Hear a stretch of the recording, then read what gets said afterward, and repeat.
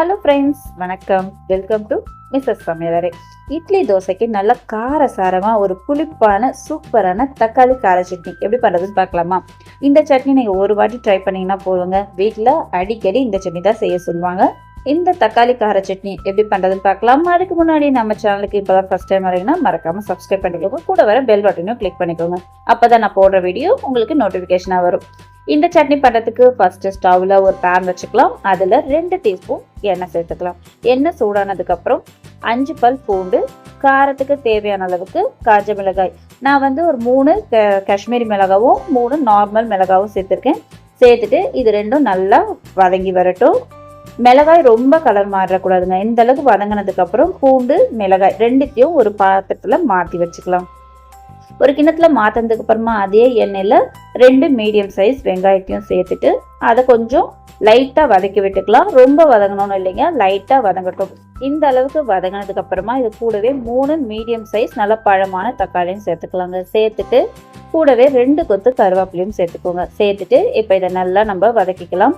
தக்காளி நல்லா சாஃப்டா சுருள வதங்கணும். நல்லாவே அந்த அளவுக்கு வதங்கட்டும். பாருங்க, நல்லாவே வதங்கிடுச்சு. இந்த அளவுக்கு வதங்கினதுக்கு அப்புறமா நம்ம எடுத்து வச்சிருக்க பூண்டு காஞ்ச மிளகாய் இருக்கு இல்லையா, அதையும் இது கூடவே சேர்த்துட்டு ஒரு நிமிஷத்துக்கு நல்லா மிக்ஸ் பண்ணி விட்டுட்டு ஸ்டவ் ஆஃப் பண்ணிட்டு இது நல்லா ஆறட்டும். நல்லா ஆறினதுக்கு அப்புறமா நம்ம சட்னியை அரைச்சி எடுத்துக்கலாம். நல்லா ஆறினதுக்கு அப்புறம் இந்த மாதிரி ஒரு மிக்ஸி ஜார்ல சேர்த்துட்டு இந்த சட்னிக்கு தேவையான அளவு உப்பு சேர்த்துக்கலாம். தண்ணி எதுவும் சேர்க்க தேவையில்லைங்க, இதுல இருக்க தண்ணியே போதும். இதை நல்லா நம்ம நைஸா அரைச்சிக்கலாம். கொரகொரப்பா அரைக்கணும்னு இல்லைங்க, நல்லா நைஸா இந்த அளவுக்கு அரைக்கலாம். இந்த அளவுக்கு அரைச்சதுக்கு அப்புறமா ஸ்டவ்ல ஒரு பேன் வச்சுட்டு 2 டீஸ்பூன் எண்ணெய் சேர்த்துக்கலாம். எண்ணெய் சூடானதுக்கு அப்புறமா 1/2 டீஸ்பூன் கடுகு சேர்த்துக்கலாம். கடுகு நல்லா பொரியட்டும்.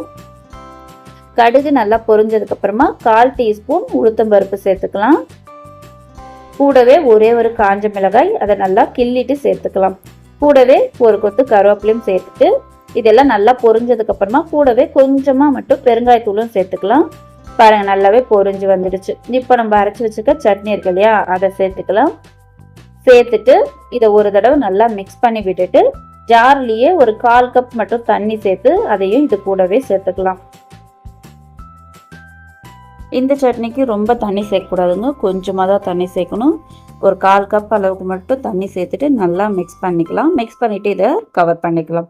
கவர் பண்ணிவிட்டு ஒரு 5 நிமிஷம் லோ ஃப்ளேம்லேயே நல்லா கொதிக்கட்டும். அந்த எண்ணெய்லாம் பிரிஞ்சு வரணும். இப்போ ஒரு 5 நிமிஷமாக நல்லா கொதிச்சு வந்திருக்கு. அந்த எண்ணெயும் பிரிஞ்சு வந்திருக்கு. இப்போ நம்ம ஸ்டவ் ஆஃப் பண்ணிட வேண்டியதான். நல்லா ஒரு வாட்டி மிக்ஸ் பண்ணி எடுத்துக்கலாம். சூப்பராக ஒரு காரசாரமான ஒரு சட்னி இப்போ ரெடி ஆயிடுச்சு. இது கூட நல்லா சூடான இட்லி இல்லைன்னா தோசை கூட வச்சு சாப்பிட்றதுக்கு ரொம்பவே நல்லாயிருக்கும். இன்றைக்கி நான் தோசை கூட தான் இந்த சட்னியை சர்வ் பண்ணுறேன். இந்த சட்னியை நீங்கள் எங்கன்னா வெளியே டூர் மாதிரி போகிறீங்க அப்படின்னா 2லேருந்து 3 நாள் வரைக்கும் இந்த சட்னியை வச்சுருந்து சாப்பிட்லாம். இது கெட்டே போகாது. ரொம்ப ரொம்ப சூப்பராக இருக்கும். இந்த வீடியோ உங்களுக்கு யூஸ்ஃபுல்லாக இருக்கும்னு நினைக்கிறேன். இந்த மாதிரி யூஸ்ஃபுல்லான வீடியோஸை நம்ம சேனலில் சப்ஸ்கிரைப் பண்ணிக்கோங்க. கூட வர பெல் பட்டனை கிளிக் பண்ணிக்கோங்க. தேங்க்ஸ் ஃபார் வாட்சிங்.